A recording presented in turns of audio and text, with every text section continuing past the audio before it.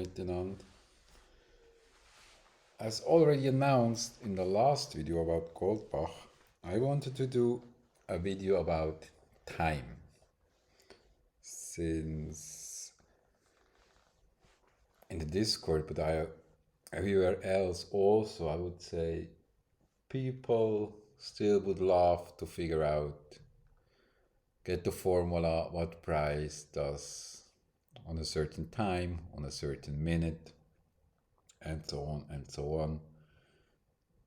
And I think there are two kind of traders who would like to figure that out. The ones that are probably already profitable and just want to trying to find out that the last big thing. And then on the other hand, there might be traders who are not yet profitable and think that that might be the one thing that helps them to understand the market and to finally make some money. I personally do have doubts to which degree it's really possible to figure that out. At least figuring out and not get mad on the way, mental. But each to their needs. I personally, I don't need to track it down to the 1 minute or need to know to predict what price might do the next minute, because we already do have many time points, if you would like to call it though. My understanding how I use the time factor, this will be in another different video, because then this came across my mind, so therefore I did the whole year of 2024 till May NQ data that I do have on the 1 minute level, down to the 1 minute level, I think it is, or even lower. So I punched it through and did some calculations, mainly to see if the Goldbach numbers are significant on NQ for trading. Because I know there are guys who do mentorships about counting minutes and having all those numbers. And when I first learned Goldbach, I shared it in the Discord. I also went down that rabbit hole, and first I was confused because I also had the understanding that ideally a fair value gap gets filled at 17, for instance, or other kind of things. But it didn't really help me, and I realized I don't need it. But now with today's possibilities, I just thought I would run it through to maybe get an answer on this. So first what I did, first I had to define what's the swing high, what's the swing low. I used therefore the source code of an indicator, open source indicator on TradingView, who does mark the highs and lows in a way that it's meaningful. So high and lows that do stand out on all time frames. Then I was looking for, by the way guys, all the data, the images and stuff, I will share them in the Discord. And also in advance I have to say, this will be the first part. I will do a second one, doing a placebo test to do the same stuff but just with random numbers.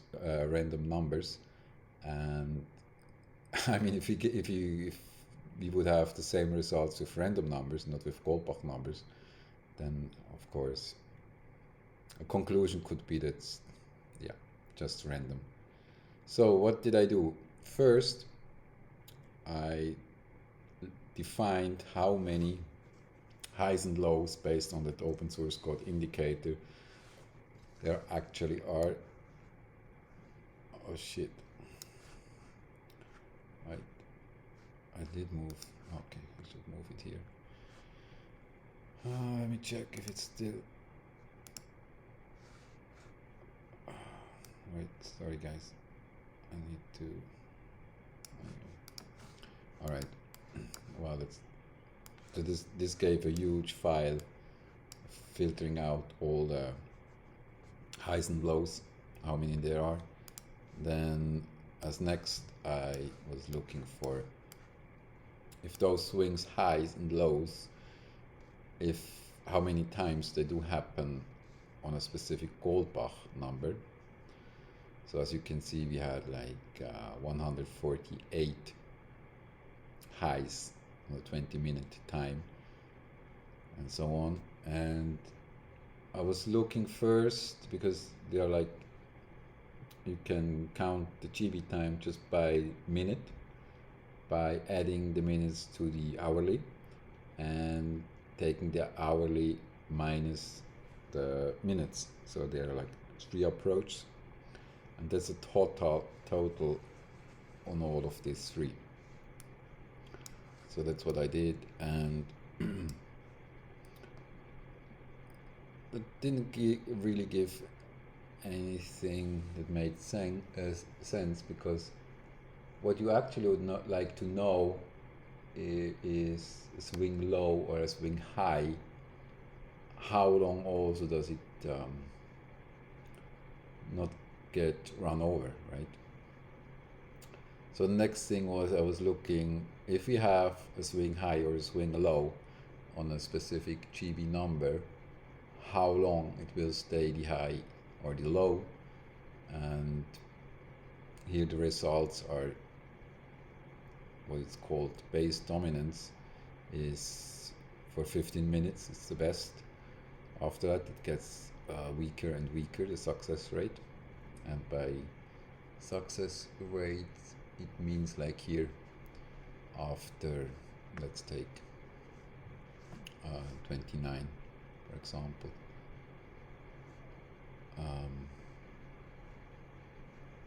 the first 15 minutes it will hold, success rate is like 85%, and as time passes it gets lower and lower and lower.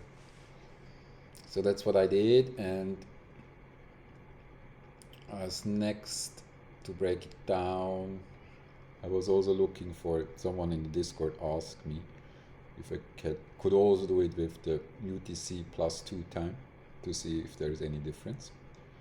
So then I did that, and at the end I was looking for, is there a difference in if you just take only the minutes, if you take the hourly into minutes or the hourly minus the minutes, if there is a difference, what works best. And so far what we can see is somehow it messed it up now, I don't know. But the takeaways so far are the GB number 3. Oh, also what I was looking for was the magnitude of the swing. So how strong the move from that swing will be. And number 3, GB time, number 3 gives the on the lows. That was another thing I tried to figure out. So number 3 is powerful for swing lows, and it has an explosive short-term move up. This you could see here. Okay, that's the magnitude. So 3 low has the highest magnitude.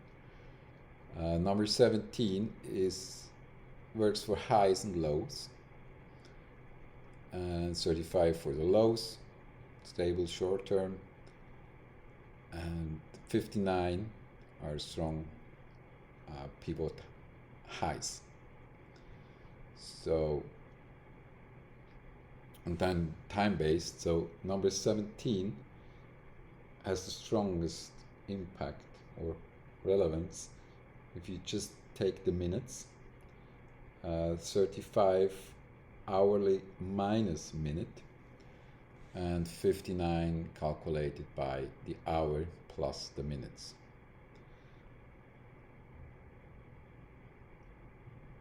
And time horizon is like the GB numbers do work for the first 15 minutes. Then those highs and lows, swing highs and lows, get weaker, and after an hour, gone, almost gone. And if you look at the UTC2 versus UTC minus 4, then interestingly, number 23 is more powerful in the UTC plus 2. 3 improves just slightly, 7, 17 doesn't really make a difference, and 29 on the other hand weakens in dominance and magnitude if you use UTC plus 2. So takeaway so far, number 3 for the lows, 17 highs and lows, 35 for the lows, and 59 for the highs when taken by the hourly and the minute. So there are, so far might be a certain significance to those numbers, but just short-lived. And as next I will do the same, just with random numbers, and then see if we get the same results. I think that's important. Then I will run some other tests as well, just to, I mean, I think, no, I'm pretty sure I reduced it to the morning session from 8 a.m. to 12 p.m. so far. What else I will do? I could figure out versus trend days versus range days, or what else could I test? I mean, you guys could give me inputs, ideas, what else I could check for. Yeah, but so far that's the takeaway. I will post the graphics and all that in the Discord, and next time I have time I will do the video about the placebo test. So it's up to you. What would you take? What's your takeaway in this? But yeah, let's discuss it. If it also would be interesting to know if it aligns or if it confirms your personal experience. I mean, there are numbers in there. I'm not so much surprised. Also, if you think it makes sense somewhat. But that's actually just short. But that's in the video how I use time and different time frames. So if you think about number 3 and imagine the Goldbach range, which would be the rejection block down there.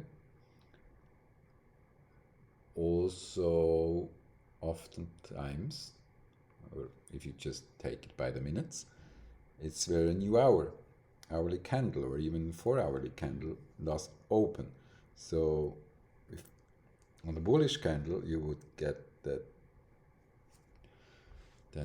wick down, and it makes the low, and price pushes up into Goldbach range and goes all the way, and so therefore 3 low does make sense. It makes also, if it wouldn't be a Goldbach number, it makes sense that at least for me, I somewhat can follow that. 35, nice that it shows up, since I made, not only me, but following Hoppy's concepts, I made an indicator for the 33 and 35, 59 highs. Also, it's the end of an hourly candle, and 17 is the opening of a new 15-minute candle. And that's how I use the candles. The 15-minute candles, the half-hour candles, and the hourly candles. So that aligns somewhat if I think about how I use them. Because every candle that opens, you want to see a wick. And more often than not, it will wick into a fair rally gap or an order block or just somewhere to that you would like it to go, see to go. And if you are in a long and the new 15-minute candles opens up, then you would expect or like to see that it first goes against you, so that it opens and goes sideways and goes against you to create the wick, and from then moves higher. All right, that's it. To the next one. Bye bye.